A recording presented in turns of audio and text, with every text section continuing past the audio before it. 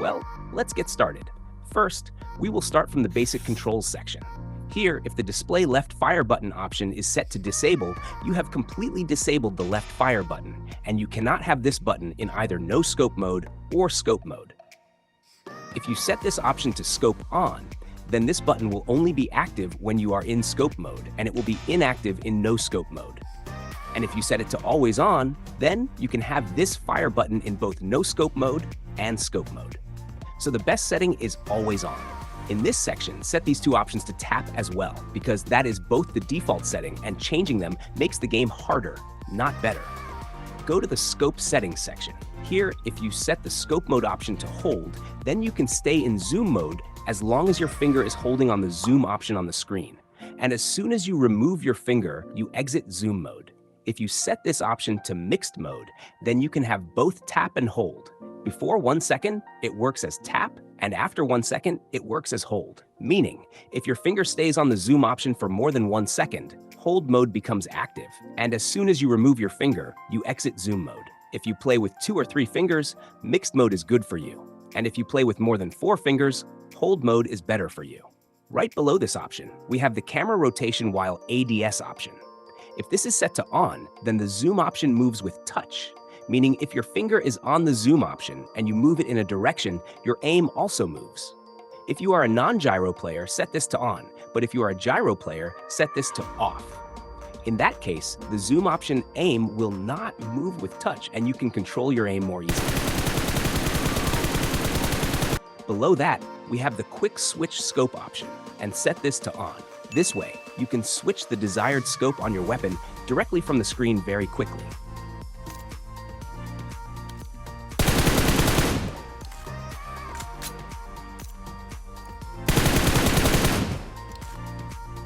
Here, set the canted sight button option to tap to use, and set the focal length adjustment option to tap. Go to the next section, which is peak settings. Enable this. If you set the peak mode option to hold, then you stay in peak mode as long as your finger is on the peak option, and as soon as you remove your finger, you exit peak mode.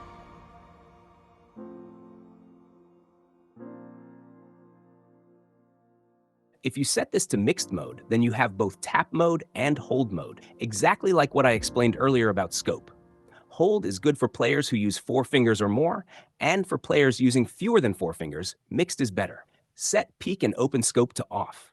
In this case, you cannot enter zoom mode while peeking. If the camera rotation while peeking option is set to on, then the peek option moves with touch. And if you set this to off, then the peek option does not move with touch.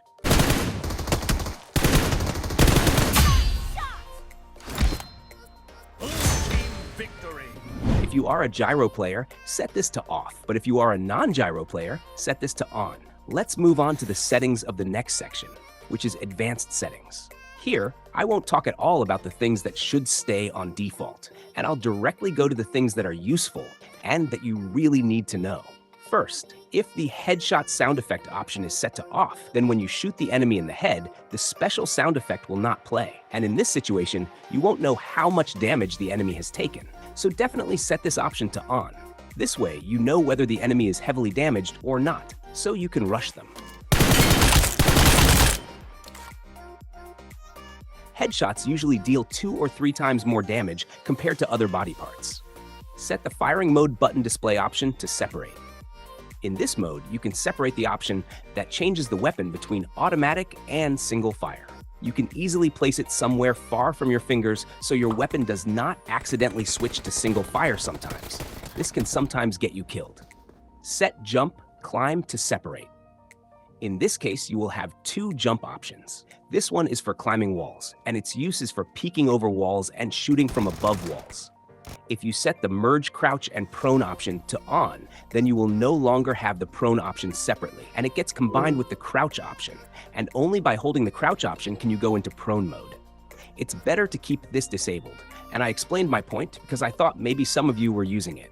If the video has been helpful so far, please leave a like and write a comment sharing your opinion about the video. Thank you. Set quick throw to on, set throwables quick wheel to throw, and set throw consumables to on. These 3 settings are related to these 2 options. First, you can quickly drag anything on the wheel and use it very fast. Second, you can use items by holding directly on the box itself without using the fire buttons. And third, you can throw consumables to your friend or enemy. Set FPP dynamic holding to on. This way, in FPP mode, you will have a wider and better view. What happens if we set these two options to the lowest setting? I should say that in this case, you will have the least view around yourself, and this makes the game harder for you. It's better to set both to the highest size. Now you have a wider and better view, which some of you even call iPad view on mobile phones. What happens if we set sprint sensitivity to the lowest size? In this case, you will have the slowest version of yourself and you will play like a noob. Set this option to the highest possible size. In this state, you will have the fastest version of yourself and your speed will become pro level. Set mark style to modern. The modern mode is much better than the classic mode. In modern mode, you can see the target more accurately, while in classic mode, this is not the case. Also set mark wheel style to modern.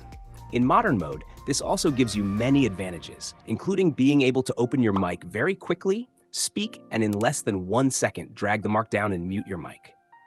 Set aim assist to off. Set main screen audio marker to classic mode. In this case, you can easily see how many people are around or inside rooms.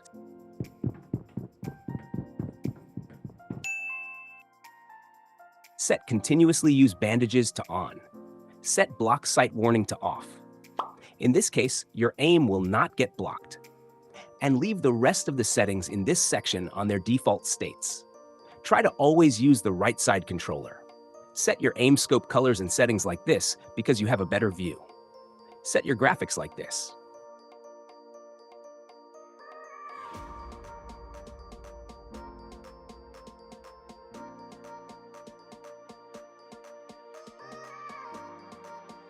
You can also use this sensitivity. Also, if you want the new code, comment your phone model. Have a good day. Goodbye. Until the next video.